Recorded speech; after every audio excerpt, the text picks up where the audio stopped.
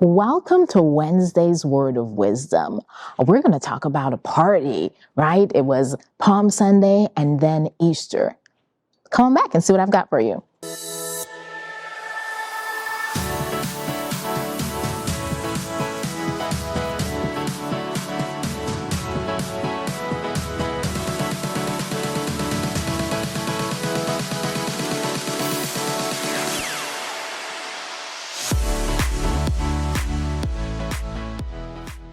And we're back.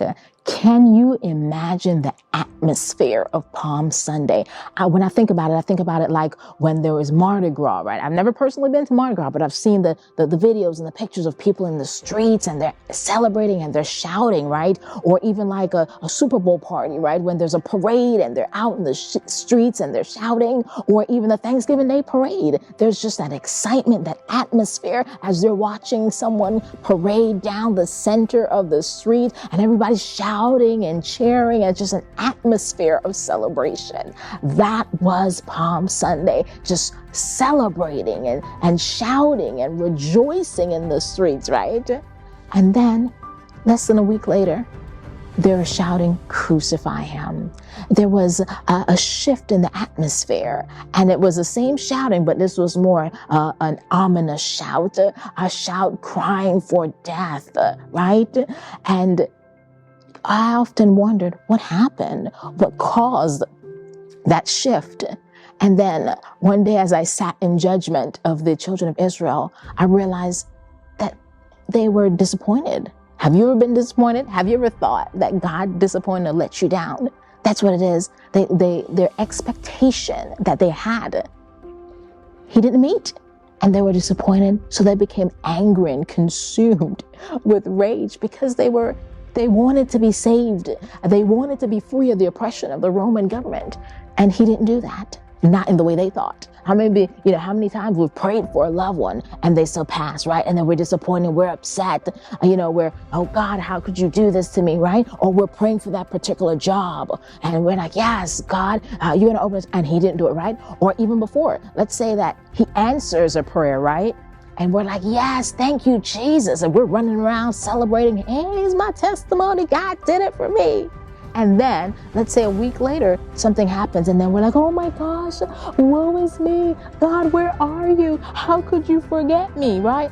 I'm gonna tell the truth, I've been there. I've had it when I've been on the mountaintop. He's answered a prayer, and then as soon as something else happened, I'm like, oh my gosh, why? How can this happen to little old me? Now, thankfully, I've never gotten to the point where I've decided, okay, God, I want nothing to do with you. But I've gotten to that point where I felt like, man, God, you've let me down. God, you've abandoned me. You've forgotten about me just after He did something for me. And I mean, to think the disciples walked with Him and talked with Him and witnessed firsthand the miracles.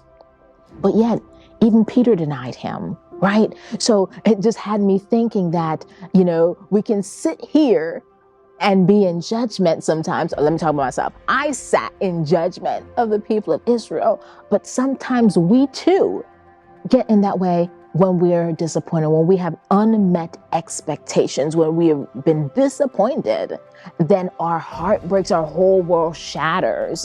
And I think especially for the children of Israel, they were so oppressed for so long and they wanted to be out of it. But they didn't know that God had a greater plan.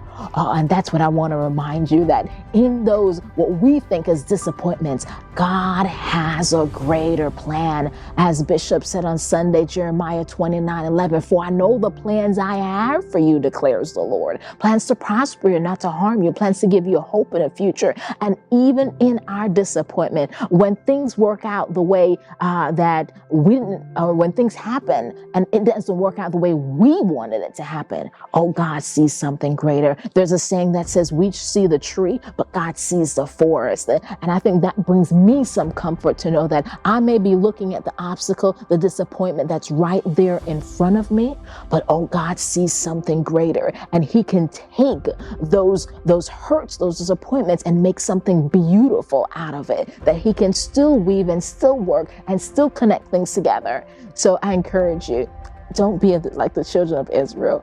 Don't be like me either and be in judgment of them. But know that even in our disappointment, even when things don't work out the way we wanted to, God still loves and cares for us and will work things out for your good and His glory. Until next time, God bless you and goodbye.